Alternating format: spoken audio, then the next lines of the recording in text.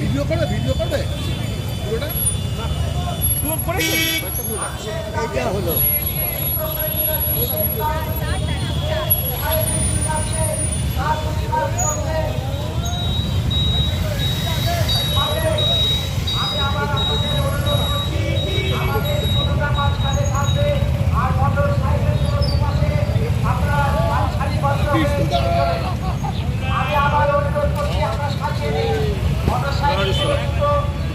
BJP হয়ে গেছিল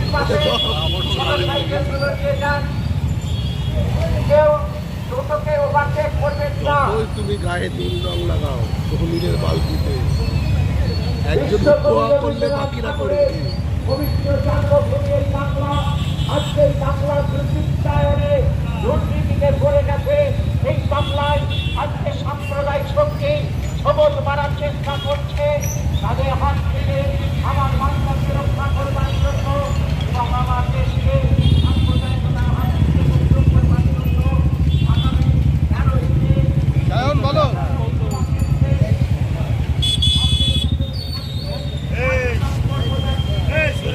এরপরে টোটো আছে 40-50।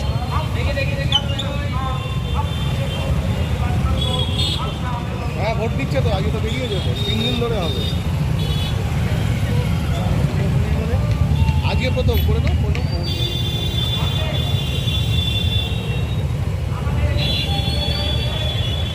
তো বেরিয়ে গেল তো বুঝতে হয়েছিল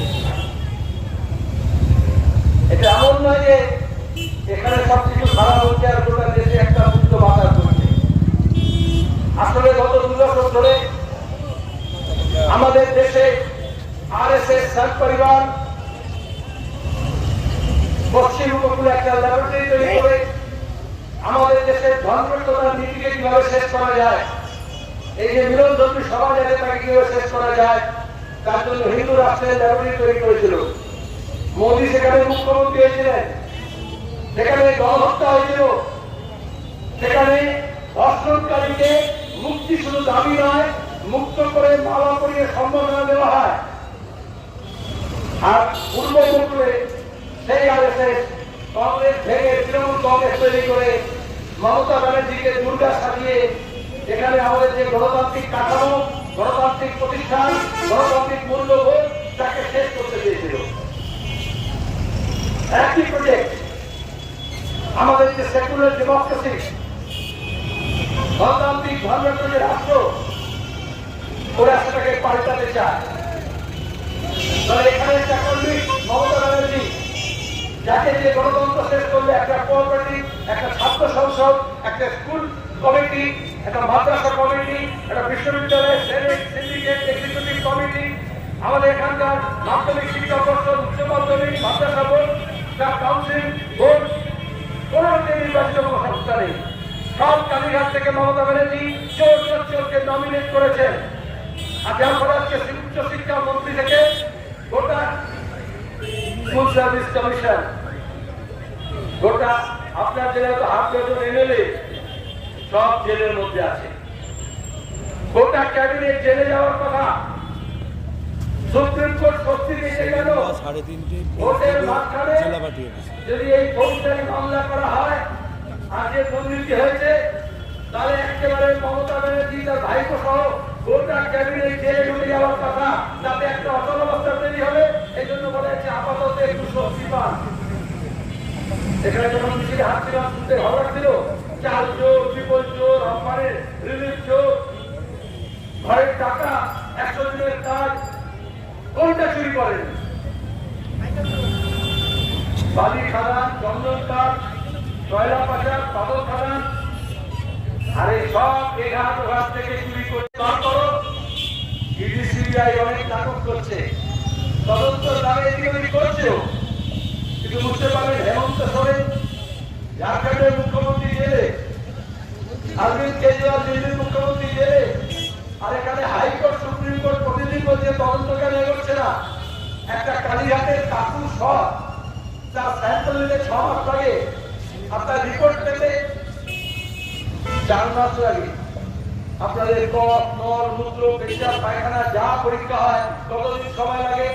কেন্দ্রীয় সরকারের বিশেষ ল্যাবরেটরিতে ফরেন্সিকের টেস্ট হচ্ছে 4 মাস সময় লাগে।